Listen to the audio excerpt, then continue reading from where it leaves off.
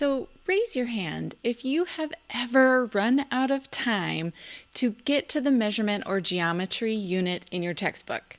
I'm Christina Tonnevold, the Recovering Traditionalist, and I hope you'll stick around as we take a look at what's really important to help build an understanding of measurement and geometry for elementary students in our quest to build our math minds so we can build the math minds of our students. So I have 3 recommendations for you.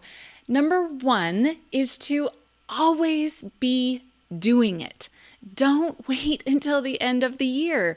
That's the hard part, is we wait till the end of the year and our textbooks are too big, we get behind, and we just don't get to it. So find small times throughout your year to incorporate measurement and geometry. Because if every year each class isn't getting to it, those kids year after year after year aren't getting measurement and geometry. So I want to encourage you to find small ways to implement measurement and geometry wherever you can throughout your year. Now, one of my big recommendations here is to hopefully help you develop a daily routine. Don't just say, I'm going to do it here or there. Find something that you could have the kids do every single day. Because if we say, well, I might do it here and here, we forget, right? That's why it doesn't get done at the end of our textbooks, because things happen. We get bogged down with other things. But if you make it a point to have it be daily, so find 5 minutes where you could do something around measurement and geometry, that adds up throughout the year. So here's 2 recommendations for some kind of daily routine. My first one is an idea I got from the book 10 Instructional Shifts by Stephen Leinwand. One of the ideas was that kids need to have some repeated practice. Okay? If we aren't bringing things up throughout the year, kids tend to forget it. We need to have some kind of review. So his idea is called mini math. And here's a little picture of one from the book. And as you can see, they're not all measurement and geometry, but there's actually like a reason to why each problem is there. So here's a little insight into what he talks about. Every single day, you should be doing a fact that students struggle with. You should have some kind of problem that talks about place value. You should have an estimation problem. You should have a problem that should be second nature for kids, something they should instantly know. You should have some kind of model drawing. Get kids drawing about mathematics. And then the last one, he says kids need some kind of measurement problem every single day. So here's a little example that I created for even if you're with young kids, okay? And the same things apply. That first one is a fact that students struggle with. Even in the young grades, kids need place value work. They need estimation. They have things that should become second nature to them. And again, this is a great place to put in money stuff, because even in the young grades, we don't have standards about money, but kids still need to have those ideas and be able to tell how much certain coins are worth. They need to draw models, and they need some kind of measurement. And I added in, they need measurement and or geometry every single day. So if you're doing some kind of like review type tasks, make sure that you're including something that is measurement and geometry related.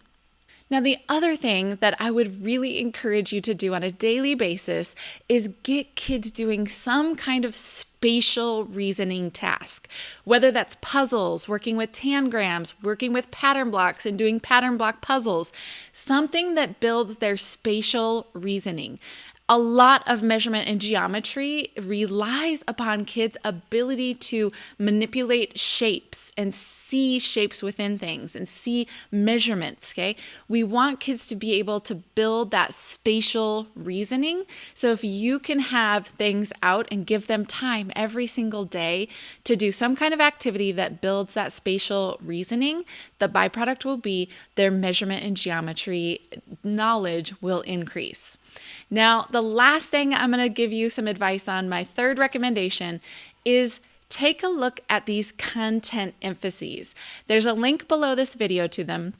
But the content emphases is a document that was put out by Achieve the Core, and there's one for each grade level, and it basically talks about how certain standards like carry more weight, right? You're not going to spend as much time on geometry as you do in place value in first grade, because place value in first grade is a huge, big, major deal, and geometry is a small part of that. Same thing with measurement.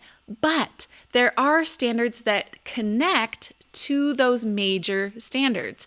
So on these documents, they have colors on them that help you notice which ones are your major, which ones are your supporting, and which ones are additional standards. Now those green ones, here's an example from fourth grade, but these green ones are the ones that are the major. That's the big work at that grade level. The blue rectangle is ones that help support it. So if you look at fourth grade, and they have this again for each grade, I'm just showing fourth as an example, but those blue ones in fourth grade are dealing with factors and multiples, which connects to multiplication. If you go down, it talks about solving problems where you're converting measurements from larger and smaller units. That's multiplication and division. When you're representing and interpreting data, you're looking a lot in fourth grade at like how many times more did something happen. So if you're analyzing data, you're looking at, did we double the amount of people who like pepperoni pizza versus cheese? Those kinds of situations. But guess what? They're all revolving around those big ideas at fourth grade. The other cool part about this document is it shows the major work at certain grade bands. So if you see in third through fifth grade, the major work is on multiplication and division and fractions. So as much as you can, be relating measurement stuff back to fraction work. If you're doing data, there's a lot of multiplication and division that can be done when you're doing those things. So find ways that you can incorporate measurement and geometry when you're doing multiplication, division, like same thing in the young grades. Look at what your major work is, and then look to see what measurement and geometry standards help support that so that you can do them intertwined and not, again, wait until the end of the year. Find ways to implement it and integrate it throughout your year so that you don't feel rushed at the end to try to get that part in. All right, I hope that this helped to build your math mind so you can go build those math minds of your students. Have a great day.